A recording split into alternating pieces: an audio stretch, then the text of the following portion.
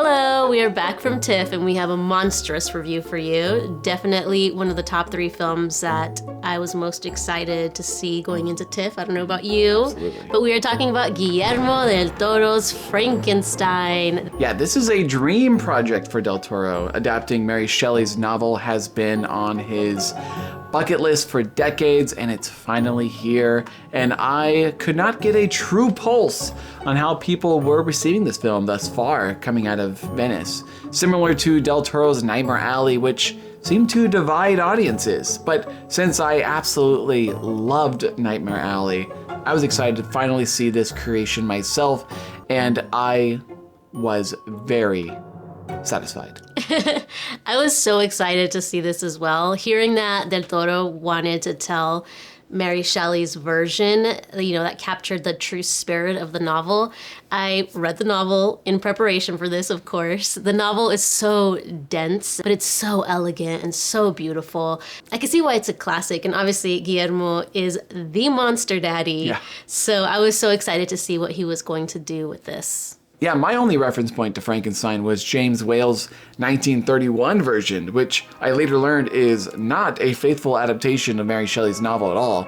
So if you know Frankenstein as the story about the green creature with bolts on his neck that mumbles and stumbles around, then you need to throw those preconceived notions out the door when coming into Del Toro's version, a version that is much more aligned with the 1994 Kenneth Branagh adaptation of Frankenstein and the original novel.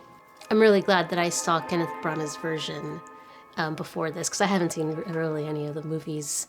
Well, we've seen Frankenstein, and did Del Toro's adaptation meet your expectations? Yes, 100% yes. It wasn't as faithful of an adaptation as I was expecting, but I really loved what he did with it. I agree. Also, Del Toro's style, like you mentioned, couldn't be a better fit for this material. His previous work has always contained horror elements with themes surrounding fatherhood and blurred lines between good and evil, as well as his fascination with misunderstood monsters. So Frankenstein tells the story of a brilliant but egotistical scientist who brings a creature to life, ultimately leading to the undoing of both the creator and his tragic creation. And what makes this version so special is how Del Toro pays respect to Mary Shelley's novel, but made a version of this story that is uniquely his own. It's sprawling, it's operatic, it's beautifully crafted. It feels like an accumulation of so much of Del Toro's work, and it has that whimsy heart from Shape of Water and the gothic atmosphere of, say, his Crimson Peak. I'm so glad you liked it, because I saw it first before him, and I was worried you weren't going to like it, because I really liked it, and I wanted you to like it so bad. I really enjoyed it. Guillermo has reworked the novel in a way that really highlights the themes that resonate most with him. He told us in the Q&A that he wanted to make a movie about his complicated relationship with his father and his deep-rooted fear of becoming his father. And I think he took this big spectacle and somehow made it feel very personal. So I will say the film really kicks into gear, once the monster is created, which is so, appropriate. I think about 30 minutes in or so. It's so appropriate for Guillermo, right? Because he's so good at the monster stuff. But I feel like that's when it really kicks into gear. Guillermo's really, spectacular skill sets involving creatures brought this film to a new emotional level. And like you said, Del Toro does make some changes from the novel, quite a bit from what you've told me. For example, the character of Elizabeth in the novel, she's Frankenstein's adopted sister, right? An eventual wife, which is creepy. And then in Del Toro's version, Elizabeth is Frankenstein's brother's Betrothed. Fiance. There are certain liberties that Del Toro takes. However, I just really give him a lot of credit because I found a lot of these changes to be quite clever. I thought they were actually very smart, and he restructured the novel in his own way where the themes still resonate. They still come through. Yeah, the novel is also split into 2 parts. One part is from the perspective of Victor Frankenstein, and the other part is from the perspective of the creature. And Guillermo does that as well for the film, and I think it really works well for the film. It does. And I also want to mention, at 2.5 hours long, I was lost in this story. And by lost, you mean like enthralled. Yeah, enthralled. It plays out like a book, and I never checked my watch a single time. I just got lost in the story in a good way. And also the film is, as you would expect with a Del Toro film, very stunning and crafts galore. His collaborator, Dan Loston, the cinematographer, he creates a very soft, gothy aesthetic with hues of green and blues and red. And sometimes there was an artificial feel, I would say, with some of the lighting, some of that kind of like wicked window. You know what I'm talking about? Overall, almost the same window, actually. I know, yeah.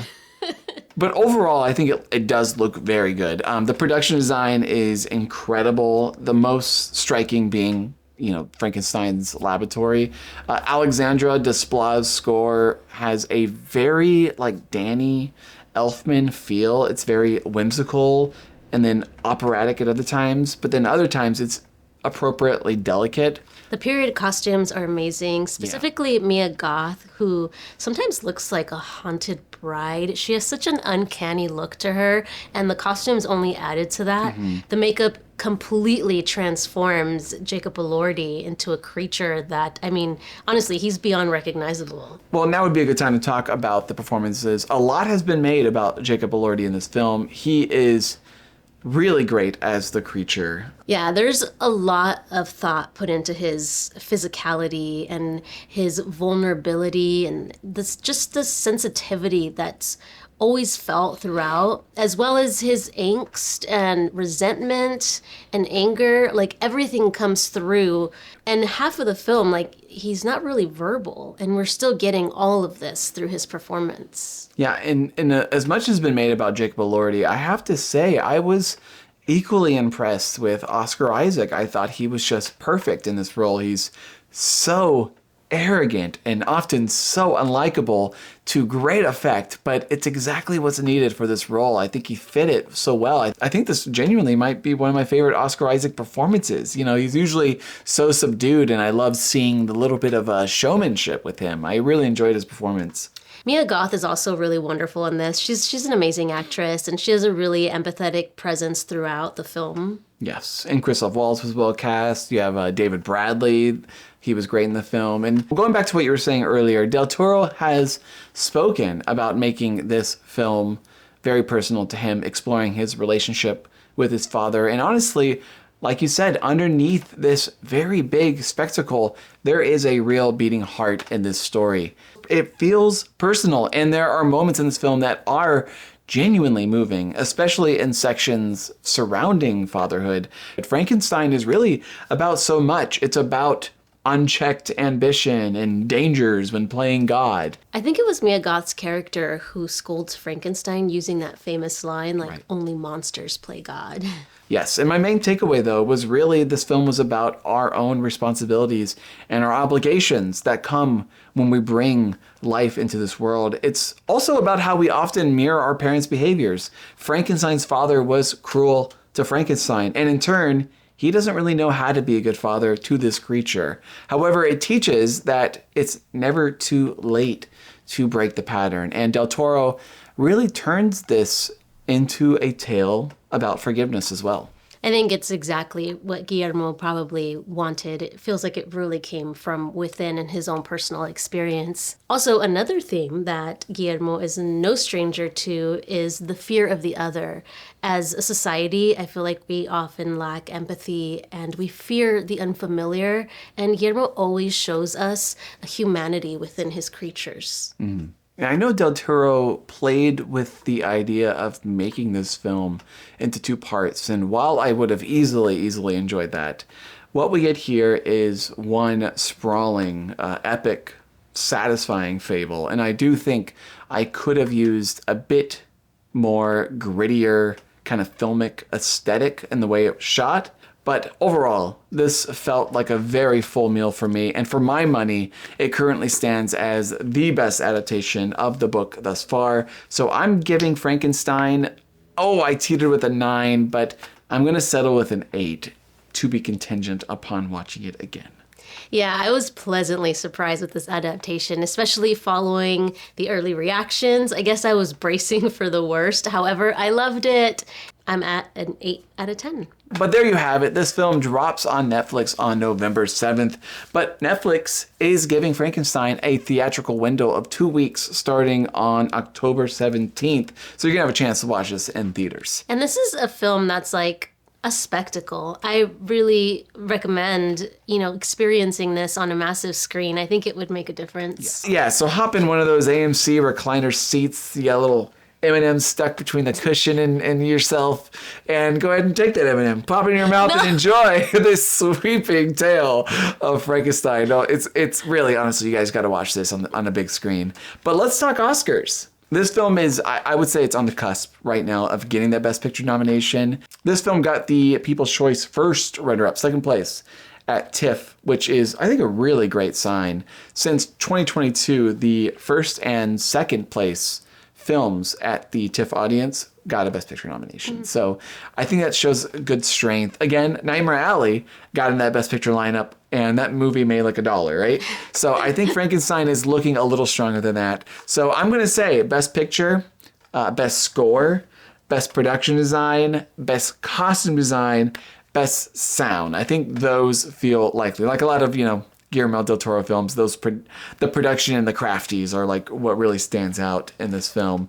So I think those look pretty strong. The Dan Laustin, who got in for Nightmare Alley for cinematography, I'm not sure he's going to make it this year. It's on the table, though. It's on the table. I wouldn't totally disregard it. Jacob Elordi, I think, is something that we should not disregard as a possibility of sneaking into that Best Supporting Actor category. People are very taken by him, and it's very transformative. So yeah, I would keep an eye out for that one as a possibility. But for now, I think we're realistically looking at about 4 to 5 nominations. But man, if Frankenstein gets in Best Picture on Oscar nomination morning, I will be cheering very loudly. I really want this to get in. I just feel like Nightmare Alley is so criminally underrated, and I feel like Frankenstein is destined to be underrated, and I just want to make sure it gets its proper due. So, cheering on Frankenstein. But those are my thoughts. What do you think about Frankenstein Best Picture? I think it has a good chance, but because it's Frankenstein, I think it's going to call in a lot of the spooky people out there that like spooky things. Also, it's going to be a big cast and crew. I think that's why Nightmare Alley got in, is that there's a lot of members of the Academy who worked on the film.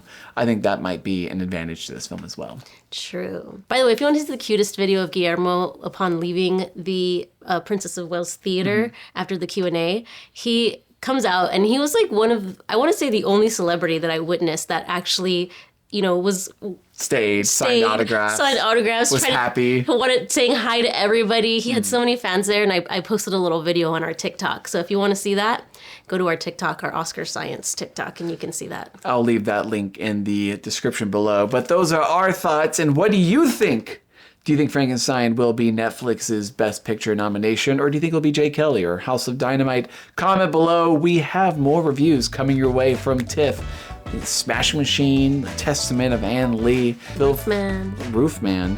That's right. So feel free to hit the subscribe button to watch those reviews. Thank you always so much for watching. You guys are the greatest. And until next time, we'll see you at TIFF. And the Oscars.